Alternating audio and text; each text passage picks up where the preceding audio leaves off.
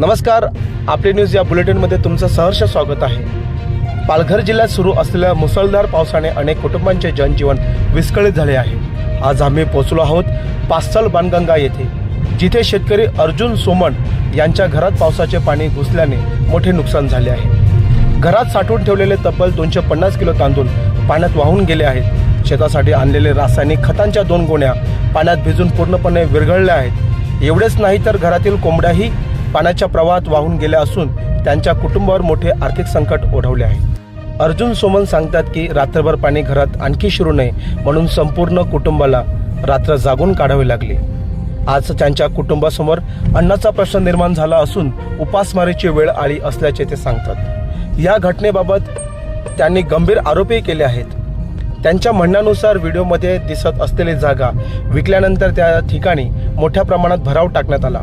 त्यानंतर व्यवसायासाठी गाळे उभारण्यात आले। त्यामुळे पूर्वी रस्त्यालगतच्या गटाराहून वाहून जाणारे पावसाचे पाणी अडले आणि त्यांचा प्रवाह बदलून थेट त्यांच्या घराकडे वळला। यामुळेच घरात पाणी शिरून मोठे नुकसान झाल्याचा आरोप त्यांनी केला आहे। या सर्व परिस्थितीचा आढावा घेण्यासाठी आपली न्यूजने घटनास्थळी भेट देऊन अर्जुन सोमण यांच्याशी संवाद साधला। त्यांच्या भावना, त्यांच्या व्यथा आणि त्यांनी केलेले आरोप आपण त्यांच्या तोंडातूनच ऐकूया। पहा आपली न्यूजचा हा विशेष ग्राउंड रिपोर्ट। आपण सध्या आता आहोत पास्थल बाणगंगा या ठिकाणी आणि आपल्यासोबत एक पीडित कुटुंब आहे, ज्यांचं संपूर्ण घरातील अन्नधान्य मात्र पुराच्या पाण्यामध्ये वाहून गेलेलं आहे आणि सध्या त्यांच्यावरती उपासमारीची वेळ आलेली आहे। आपण त्यांच्याशी संपर्क साधूया। आपल्यासोबत आहेत पूरग्रस्त असलेले काही कुटुंब। काका, काय म्हणाल? आणि इथे पावसामध्ये तुम्हाला तुमची किती नुकसान झालेली आहे? म्हणजे बरेच नुकसान झालेले। तांदूळ आमचे 2-250 किलो गेलेले आहेत। खताची गोणी म्हणजे 2-3 गोणी पागलून गेल्या। काढता काढता आम्ही 2 माणसं इकडे राहतात, इथे पागलून गेले काढता काढता। सकाळ झाली, रात्रीपासून पाऊस होता। सकाळ झाली तेव्हा ते काढता काढता 2 माणसं किती काढणार? ते सगळं सामान वरती ठेवता ठेवता हे झालं, ते सकाळपर्यंत पागलून गेलं, खत पागलून गेलं आमचं आणि तांदूळ पण काढता नाही आले आम्हाला।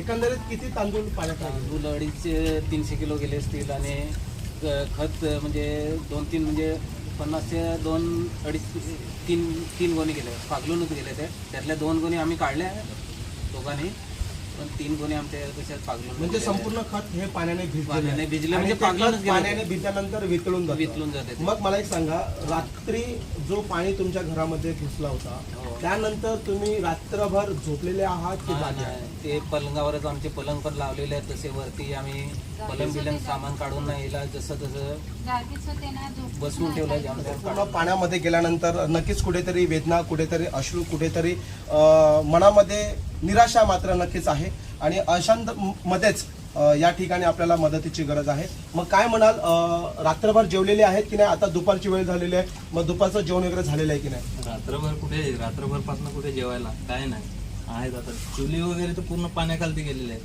गॅस शेगड्या आहेत ते कुठे पूर्ण वरती तरायला लागलेले आहेत। कसं काय जेवण वगैरे बनवणार? मग मला एक सांगा, याची दखल या ठिकाणी ग्रामपंचायत तुम्ही कळवलेली आहे का की या ठिकाणी अशा मला मदतीची गरज आहे? मग त्यांच्याकडून काय प्रतिक्रिया आलेली आहे का किंवा पाहणीसाठी, पंचनाम्यासाठी कोणी आले होते का? सकाळी आम्ही पंचायतमध्ये कळवलेलं होतं का असं आमच्या घरात पाणी गेलेलं आहे। दरवर्षी पाणी जाते त्यानुसार त्याला कळवलं आम्ही। तिकडनं असं सांगितलं गेलं की 2 माणसं आम्ही पाठवून देतात, काय असेल ते तुम्ही हे करून घ्या, बघून घ्या।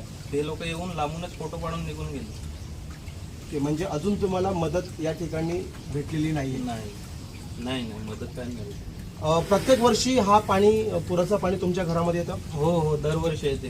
आता बघा ना, आमच्या जमिनीच्या लगत साईडला खांजोडे करून यांची जागा आहे ना, ती जागा पूर्ण विकली गेलेली आहे आणि त्या जागेवर पूर्ण मुरमाची भर करून घेतलेली आहे।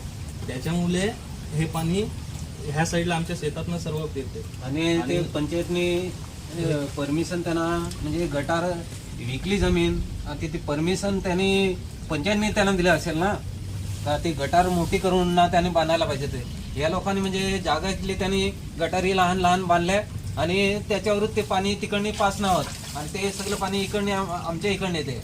त्याच्यामुळे आम्हाला जास्त त्रास व्हायला लागलेला आता 4-5 वर्षांनी। म्हणजे ते लोकांनी परमिशन द्यायला नाही पाहिजे तसं। पंचायतने म्हणजे परमिशन द्यायला नाही, त्याने एक तर परमिशन दिलं तर गटारी मोठ्या बांधायला त्यानं बोलायला पाहिजे होतं ना. तर ते परमिशन त्याने देऊन ना कसं काय माहिती, ते आपल्याला माहिती नाही. पण ते त्याच्यामुळे आम्हाला ते भराव पण केलेला आहे, ते जमिनीवर त्रास आम्हाला जाम व्हायला लागलेला. हे पाणी इकडे म्हणजेच येते. एकंदरीत विकास या ठिकाणी झालेला आहे आणि हा विकास काम करत असताना मात्र पावसाळ्यामध्ये हा पूरजन्य परिस्थिती उद्भवत असते. मग त्या पाण्याचा निचरा करण्यासाठी जे काही बंदिस्त गटारे असतात त्यांची रुंदी मात्र या ठिकाणी वाढवण्यात यावी. तसेच हा जो पाणी या ठिकाणी विरुद्ध दिशेला येत आहे तो मात्र नाळ्यामधून प्रवाहामधून तो नाल्यामध्ये जावा यासाठी अशी या ठिकाणी मागणी होत आहे. परंतु प्रश्न एक या ठिकाणी उपस्थित झालेला आहे, तो म्हणजेच सध्या ह्या कुटुंबावर मात्र उपासमारीची वेळ आलेली आहे. आता त्यांना प्रशासनाकडे त्यांनी दाद मागितलेली आहे. प्रशासन किती लवकर या कुटुंबांना मदत करते याकडे आपल्या सर्वांचं लक्ष लागलेलं आहे.